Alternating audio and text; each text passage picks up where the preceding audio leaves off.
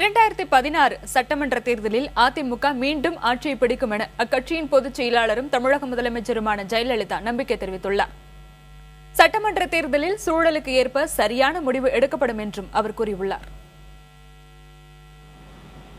2016 சட்டப்பேரவை தேர்தலை குறிவைத்து அனைத்து கட்சிகளும் காய் நகர்த்தல்களை தீவிரப்படுத்தியுள்ளது.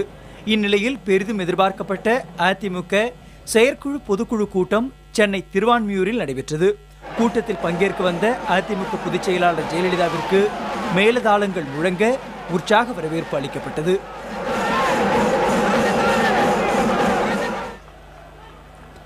இதன் பின்னர் செயற்குழு பொதுக்குழு கூட்டத்தில் பேசிய ஜெயலலிதா தமிழகத்தில் நிறைவான ஆட்சி நடைபெற்று வருவதாக பெருமிதம் தெரிவித்தார். முல்லை பெரியாறு அணையின் நீர்மட்டத்தை 142 அடியாக உயர்த்தியது உள்ளிட்ட அளப்பரிய சாதனைகளை கடந்த 4.5 ஆண்டுகளில் அதிமுக அரசு செய்திருப்பதாக கூறினார். எனினும் அரசுக்கு எதிராக எதிர்க்கட்சிகள் பொய் பரப்புரை மேற்கொண்டு வருவதாக ஜெயலலிதா குற்றம் சாட்டினார். மொத்தத்தில் குறை காண முடியாத அளவுக்கு நிறைவான ஆட்சி தமிழகத்தில் நடைபெற்றுக் கொண்டிருக்கிறது. எனவேதான் நம்மை எதிர்ப்பவர்கள், அதிலும் குறிப்பாக திமுகவை சேர்ந்தவர்கள் தங்கள் கற்பனைக்கு தோன்றிய பொய்களை எல்லாம் கட்டவிழ்த்து எப்படியாவது நமது கழக அரசு மீது களங்கம் கற்பிக்க முயன்று வருகின்றனர். மழை வெள்ள பாதிப்பின் போது அனைத்து துறைகளும் துரிதமாக செயல்பட்டதாக குறிப்பிட்ட ஜெயலலிதா செம்பரம்பாக்கம் ஏரி திறப்பு விவகாரத்தில் எதிர்க்கட்சிகள் உண்மைக்கு புறம்பான தகவல்களை பரப்பி வருவதாக விமர்சித்தார்.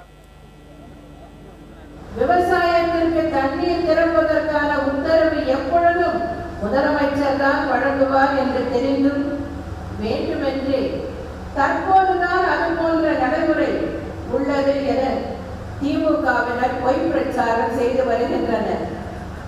1/12/2015 அன்று நான் வெளியிட்டுள்ள அறிக்கையிலேயே செம்பரம்பாக்கம் உள்ளிட்ட நீர்த்தேக்கங்களிலிருந்து தண்ணீர் திறந்து விடப்பட்டு வருகிறது என்பதையும்,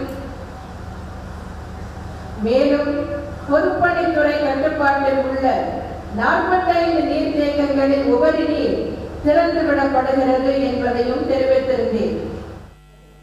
நாடாளுமன்ற தேர்தலை போன்று வரும் சட்டப்பேரவை தேர்தலிலும் அதிமுக மகத்தான வெற்றியை பெறும் என ஜெயலலிதா நம்பிக்கை தெரிவித்த அதே நேரத்தில் சூழலுக்கு ஏற்ப தேர்தல் முடிவுகள் எடுக்கப்படும் என்றும் கூறினார்.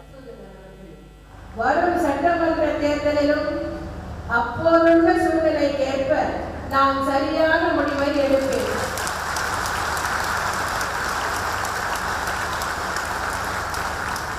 வரும் தேர்தலில் நாம் மகத்தான வெற்றி பெற்று மீண்டும் தமிழக மக்களுக்கு சேவை புரிய ஆட்சி அமைந்திட வேண்டும். அரசின் சாதனைகளை மக்களிடம் எடுத்துரைத்து சட்டப்பேரவை தேர்தலுக்காக பணியாற்ற வேண்டும் என்றும் கட்சி தொண்டர்களை முதலமைச்சர் ஜெயலலிதா கேட்டுக்கொண்டார். கூட்டத்தில் ஜல்லிக்கட்டு நடத்தப்பட வேண்டும் என்பன உள்ளிட்ட 14 தீர்மானங்கள் நிறைவேற்றப்பட்டன. புதிய தலைமுறைக்காக செய்தியாளர் குழு.